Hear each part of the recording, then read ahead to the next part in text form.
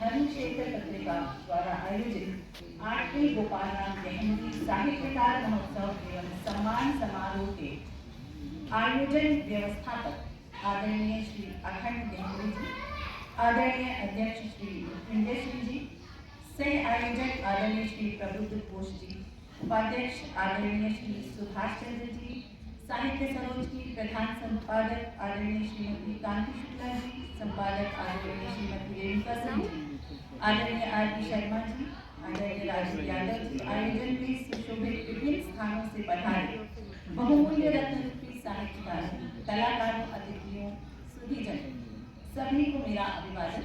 मैं डॉक्टर ऋतु माथुर प्रयागराज। आज ये अत्यंत हर्ष का विषय है कि हम इस विलक्षण आयोजन के सहभागी बने। आप इस कार्यक्रम के समापन दिवस पर मैं इस सम्मान के लिए आप सभी कर्ताओं का हृदय से आभार प्रकट करती हूँ।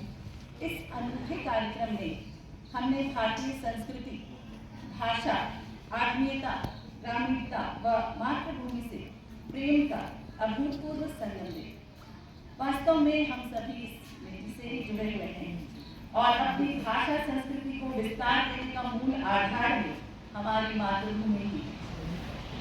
और यह त्रिदेशीय गोपाल राम गहमरी साहित्यकार महोत्सव एवं साहित्य सम्मान समारोह इसका सशक्त प्रमाण जो निरंतर भारतीयता को पदवित कर रहा है। मेरी शुभकामनाएं हैं कि भाषा संस्कृति के समारोह के अनुष्ठान गहमरोत्सव यूं ही निर्बाध प्रवाहित होती रहे और यहाँ उपस्थित आप सभी मनीषी जन गहमर महोत्सव रूपी निर्मल अविस्मरणीय क्षणों को और यहाँ की पावन स्वच्छ वातावरण को अपने हृदय में संजोकर अपने साथ अपने शहरों में ले जाएं और इस पूर्ण का प्रफुल्लित होकर आनंद लें। मैं एक बार फिर पुनः आदरणीय अखंड गहमरी जी और साथ ही आदरणीय संदीप अवस्थी जी को भी बहुत धन्यवाद देती हूँ कि उन्होंने मुझे इस आयोजन से जोड़ा। बहुत बहुत धन्यवाद और आभार। मैं जब से आई हूँ मैं देख रही हूँ कि आदरणीय अखंड जी बहुत ही मेहनत से और बिना थके इस कार्यक्रम को कर रहे हैं। उनके लिए 4 पंक्तियां बोलना चाहूंगी। समर्थ कुशल जो है प्रवर, कर्म पथ पर सदा अग्रसर, साहित्य है प्रयत्नशील निरंतर, मंगलकारी यह सुअवसर, विशाल हृदय जो रत्नाकर, संकल्प दृढ़ अडिग समभूमिधर, है अखंड प्रताप स्वरूप निवास में।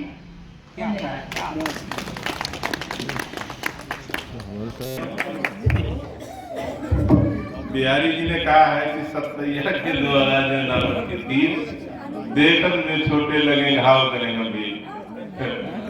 बहुत आगे जाओगे। अब अपनी 4 पत्तियों से कि चांदनी में नहाए कमल जैसे तुम बढ़ जाओ भैया, बढ़ जाइए।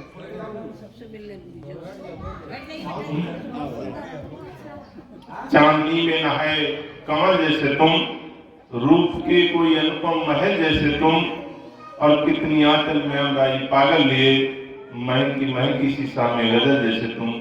डॉक्टर ऋतु माथुर जी को मैं सादर आमंत्रित करता हूँ कि आए। क्या बात। अभी कुछ समय पहले मैंने उनका उद्बोधन सुना था। निश्चित तौर पे आप सभी उनका कर्ता पढ़ सुनकर आनंदित होंगे, ऐसा मेरा दृढ़ विश्वास है। आइए डॉक्टर ऋतु माथुर जी।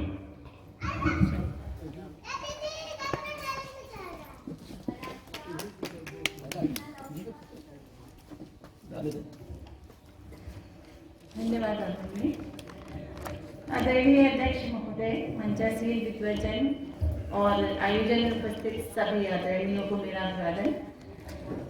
चंद पंक्तियां मैं माँ कामाख्या देवी को समर्पित करना चाहूंगी, जिनकी कृपा से यह आयोजन सफलतापूर्वक संचालित हो रहा है। हालांकि मैं सुबह पहुंच नहीं पाई, तो इस माध्यम से मैं प्रस्तुत करना चाहूंगी। हे भक्त कृपालिनी जगत तारिणी, दक्ष नंदिनी देवी भवानी, शत्रु विनाशिनी कष्ट निवारिणी, जय देवी कामाख्या महारानी। सुर हितैषिणी असुर संहारिणी, महादेव संगिनी शिव शंभु अर्धांगिनी, सत्य रूपिणी सदा शुभकारिणी जय देवी कामाख्या धरणी। रक्त पुष्प कंठ माला धारिणी अमंगल हारिणी मोक्ष प्रदायिनी भक्तों के हित मंगल कारिणी जय देवी कामाख्या धरणी। अलौकिक रूप धारिणी त्रैलोक्य वासिनी देवी पटरानी सिद्धिदात्री लोक रक्षणी जय देवी कामाख्या धरणी। धन्यवाद। आपने आप सभी को यहाँ से बैठे बैठे अपनी कविता की चंद पंक्तियों के माध्यम से प्रयागराज की पावन भूमि पर ले जाना चाहूंगी। प्रयागराज। धन्यवाद। पावन सरिताओं का ये संगम है, महाकुंभ का दृश्य जहाँ विहंगम है, महाप्राण महादेवी बच्चन का साहित्य जहाँ निराला है, दिन भर की आपाधापी में भी जीवन यहाँ मधुशाला है। क्या बात। लोकनाथ के मिष्ठान हो, लोकनाथ वहाँ की फेमस चौक की गलियों के मिष्ठान की दुकान है, आपको लोकनाथ के मिष्ठान हो या हरि के समोसे, पंडित जी की चाट भी यहाँ, और क्या कॉफी हाउस के डोसे, एलचिको का भोजन हो, एलचिको बहुत फेमस वहाँ दुकान है, रेस्टोरेंट है, एलचिको का भोजन हो या ठेले का बाटी चोखा, स्वाद लेकर भरपेट खाएं, कोई न जाए भूखा। पूरब का ऑक्सफोर्ड कहलाता जहाँ का केंद्रीय विश्वविद्यालय, पूरब का ऑक्सफोर्ड कहलाता जहाँ का केंद्रीय विश्वविद्यालय, हर क्षेत्र में है महारथी यहाँ के, शिक्षा सिनेमा या फिर वो मंत्रालय, सद्भाव से निकलती है जहाँ चौकिया और ताजिया, संग संग खेलकर बड़ी हुई यही दुर्गा मरियम और रजिया। समरसता की खान है, समरसता की खान है, अनेकता में एकता की पहचान है। होली दिवाली गुरु पर्व, ईद हो या क्रिसमस का मेला, जनमानस में प्रेम बढ़ाता त्योहारों का रेला। गर्व हमें है अपने शहर पर, गर्व हमें है अपने शहर पर, लगे नजर ना रहे सदा आबाद। गर्व हमें है अपने शहर पर, लगे नजर ना रहे सदा आबाद। सब मिलकर आओ हम बोले प्रयागराज जिंदाबाद। कितने देर से चल रहा था आपका? भूख लगी थी, तुम्हें क्या लगा में ले जा रहा मैं मंच को नमन करते हुए यहाँ उपस्थित सभी आदरणीय लेखक एवं लेखिकाओं के चरण को स्पर्श करके उन्हें नमन करती हूँ। मेरे आज की कविता का शीर्षक है बचपन की यादें। क्या दिन थे वो बचपन के, क्या दिन थे वो बचपन के, हर जगह खुशियों का खजाना था। वो माँ की लहराती आंचल थी, वो पिता की कोमल छाया थी, वो भाई बहन का प्यार लड़ाई झगड़े थे, वो दोस्तों का प्यारा साथ था। चाहत चांद को पाने की थी, पर दिल तितली का दीवाना था। ना उठने का कोई समय था, ना जागने का कोई समय था, बस मन तो मेरा बावरा था, कभी इधर तो कभी उधर था। खबर ना थी किसी मुश्किलों की, खबर ना थी किसी मुश्किलों की, माँ बाप ने मुझे ऐसे पाला था। खेलना कूदना बस यही तो मैंने जाना था, किसी चीज का ना कोई ठिकाना था। खुद के धुन में रहना एक यही तो तराना था, कुछ ऐसा ही खास मेरे बचपन का जमाना था, कुछ ऐसा ही मेरे जीवन का याराना था। धन्यवाद। धन्यवाद मुस्कान जी। अब अमृता सिन्हा जी को आमंत्रित कर रहे हैं इस कविता पाठ के लिए। धन्यवाद। अरे प्रमाण पत्र उठाकर सर्वप्रथम तो मैं आज की कवियों को समर्पित करती हुई चार पंक्तियां कहूंगी कि मैं उड़ते पवन का एक झोंका ही सही, मैं उड़ते पवन का झोंका ही सही, पर मुझको नहीं बांध पाओगे तुम, पर मुझको नहीं बांध पाओगे तुम। बन जाऊं बन जाऊं कभी आंधी आ जो अगर, बन जाऊं कभी आंधी आ जो अगर, संग मेरे खुद भी बिखर जाओगे तुम, संग मेरे खुद भी बिखर जाओगे तुम। ये आप सभी को समर्पित। और चूंकि माँ की स्मृति में ये आयोजन है, तो मैं माँ की भी स्मृति में एक कविता पाठ करना चाहूंगी, जिसका शीर्षक है माँ का आंगन। काश तेरे आंचल तले, काश तेरे आंचल तले तमाम उम्र गुजर जाती, काश तेरे आंचल तले तमाम उम्र गुजर जाती, थाम कर उंगली, थाम कर उंगली ओ माँ, तो बचपन मेरा फिर ले आती।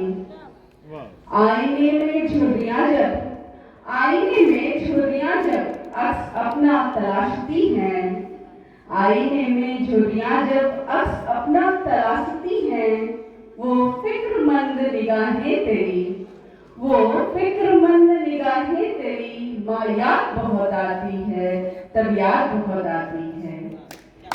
कर्तव्यों की पगडंडी पर, कर्तव्यों की पगडंडी पर दौड़ती भागती जिंदगी, गिरती संभलती जब थक कर बैठ जाती है, आंचल के कोरों में छिपी, आंचल के कोरों में छिपी तेरी आंखों की नमी, और मुस्कुराते होठों के, मुस्कुराते होठों से झांकती वो दर्द की पपड़ी, माँ तब याद बहुत आती है, तब याद बहुत आती है।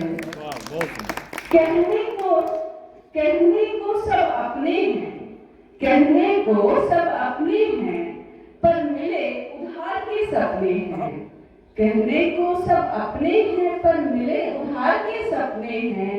अपनों में उन सपनों में जब खुद को ढूंढा करती हूँ, अपनों में उन सपनों में जब खुद को ढूंढा करती हूँ, एहसासों के मोती, एहसासों के मोती टूट तकिए पे बिखर जाते हैं, और किरची किरची रात जब, किरची किरची रात जब आंखों में चुभने लगती है, तेरे खुरदुरे हथेलियों की, तेरे खुरदुरे हथेलियों की वो मखमली थपकी, माँ तब याद बहुत आती है, तब याद बहुत आती है। काश बदल पाती मैं, काश बदल पाती मैं दस्तूर जमाने का, काश बदल पाती मैं दस्तूर जमाने का। मायका ना ससुराल कोई, मायका ना ससुराल कोई, बस घर होता और माँ होती, ना बेटी माँ से जुदा होती। आज नन्हे रुंझुन कदमों से, आज नन्हे रुंझुन कदमों से जब बिटिया रानी चलती है, सच कहूँ तेरे आंगन की माँ तब याद बहुत आती है, तब याद बहुत आती है। धन्यवाद। अब मैं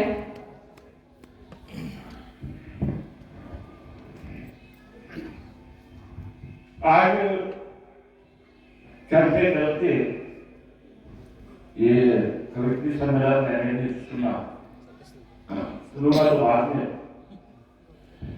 लेकिन आज एक चीज महसूस मैंने किया है, शायद हमारे सीनियर यहाँ बैठे हुए, कि जिस प्रकार आज छंदमुक्त कविता के नाम पर कविता की टांग तोड़ी जा रही है, आज उस परंपरा का निर्वाहन इस मंच से नहीं हुआ, यह एक गौरव का विषय है।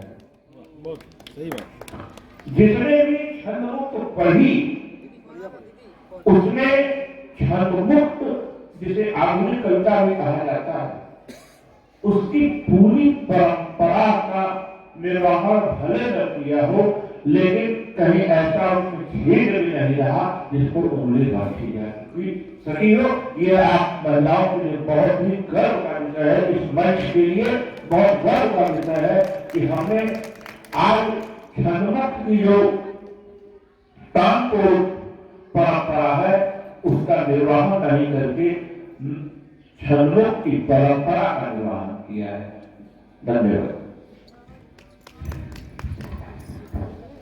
अब मैं कार्यक्रम के अंत में अध्यक्ष महोदय श्रीमती कुमकुम कुमारी काव्यकृति जो मुंगेर से आई है, उन्हें आमंत्रित करूंगी।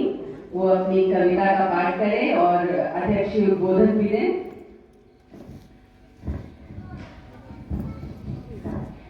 बहुत बहुत धन्यवाद। माँ सरस्वती के चरणों में वंदन करते हुए मैं अपनी रचना प्रस्तुत कर रही हूँ। मेरी रचना का शीर्षक है शिक्षक। हाँ, मैं एक शिक्षक हूँ। हाँ, मैं एक शिक्षक हूँ।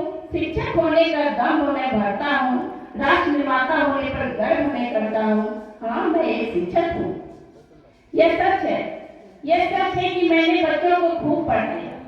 यह सच है कि मैंने बच्चों को खूब पढ़ाया, पढ़ा लिखा कर उन्हें डॉक्टर और इंजीनियर बनाया, पढ़े लिखे लोगों से जहां को सजाया।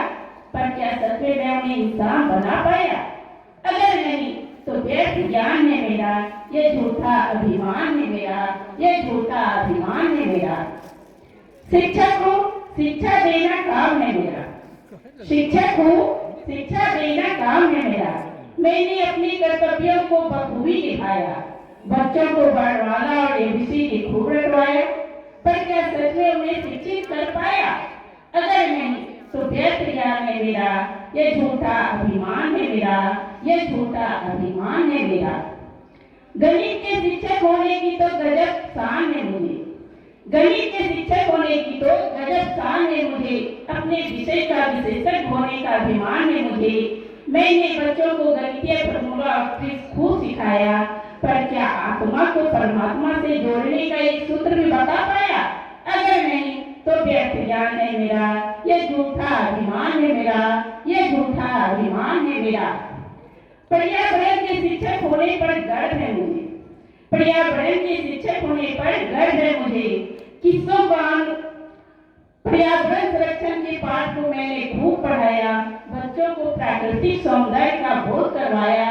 पर क्या इंसानियत का एक पौधा भी उगा पाया? अगर नहीं तो व्यर्थ ज्ञान है मेरा, ये झूठा अभिमान है मेरा, ये झूठा अभिमान है मेरा। साहित्य शिक्षक की तो बात ही मत पूछो। साहित्य शिक्षक की तो बात ही मत पूछो। किस्सों कहानियों और कविताओं को ऐसे रखवाया, खुद को उन नौनिहालों का भाग बिताता बताया। पर क्या सच में उनका चारित्रिक निर्माण कर पाया? अगर नहीं तो व्यर्थ ज्ञान है मेरा, ये झूठा अभिमान है मेरा, ये झूठा अभिमान है मेरा। बहुत बहुत धन्यवाद।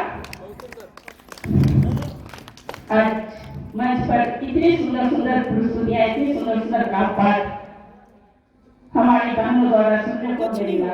इसके लिए सर्वप्रथम मैं सभी अपनी चरित्री बहनों को बहुत बहुत धन्यवाद देती हूँ। और इस सुंदर से कार्यक्रम के आयोजन के लिए आयोजक मंडल अखंड भाई को बहुत बहुत धन्यवाद, कोटि कोटि नमन। और इतनी ठंड वाली रात में खाना खाने के बाद इतनी देर तक पूरे धैर्य के साथ बैठे हुए हमारे यहाँ श्रेष्ठ जन, प्रभु जन जो साहित्यकार और आज सरोवर में बैठे हैं और बड़े ध्यान से हमारे काव्य पाठ को सुन रहे थे, उनको मैं नमन करती हूँ और उनका आभार व्यक्त करती हूँ। इन्हीं शब्दों के साथ मैं आज के कार्यक्रम की समापन की घोषणा करती हूँ। आप सभी का एक बार पुनः बहुत बहुत धन्यवाद।